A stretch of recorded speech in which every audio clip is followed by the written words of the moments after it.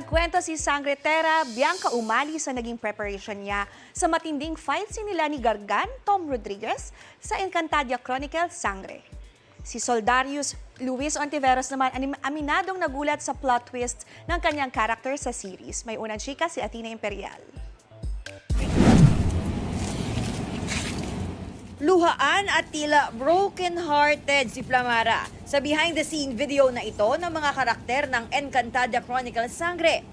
Ito'y matapos malamang ikinasal na kay Hara Armea ang malapit na kababatang si Soldarius na ginagampanan ni Luis Ontiveros. Hangad ko ang tagumpay ng inyong pagsasama. Avisalamast.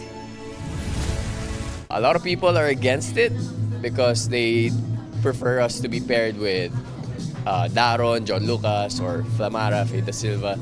Challenge accepted daw para sa kanya ang naging plot twist. I was very surprised but also very grateful kasi at least it allowed me to explore yung dynamics with being paired up with someone else and also my acting.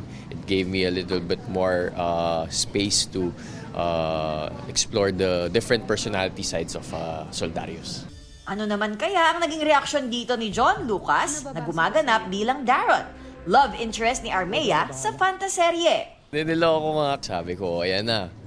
Gusto mo maging Rama, di ba? Ito, baka ito na yon. So mga ganong biruan lang kasi it's always fun working with John Lucas. He's very professional, easy to work with. Matindi ang pagtutuos ni Tera at Gargan para sa brilyante ng lupa. Kwento ni Bianca, hindi lang itong fight scene ang pinaghandaan niya. Nakipag-collab din siya sa production sa naging takbo ng storya. Talagang pinaghirapan naming lahat at naging hands-on ako sa eksenang to na kami ng action team ko ang nag-choreo ng buong fight namin. Sa totoo lang, grateful po ako sa production po ng Sangre kasi they gave me the opportunity to actually be part of the process. Sa pagsusulat ng script, sa paggawa po ng action scene, sa pag-edit, sa pag-supervise po sa VFX. Matapos saksakin ni Gargan si Tera, patuloy daw na tutukan ang mangyayari sa mga Sangre ngayong linggo. Excited po kami na maipalabas kung ano po ang mga na-shoot namin at kung ano yung mga mangyayari, lalo na sa mga characters namin. At ako specifically, excited ako para sa mga mangyayari kay Tera kasi meron kaming mga ginawang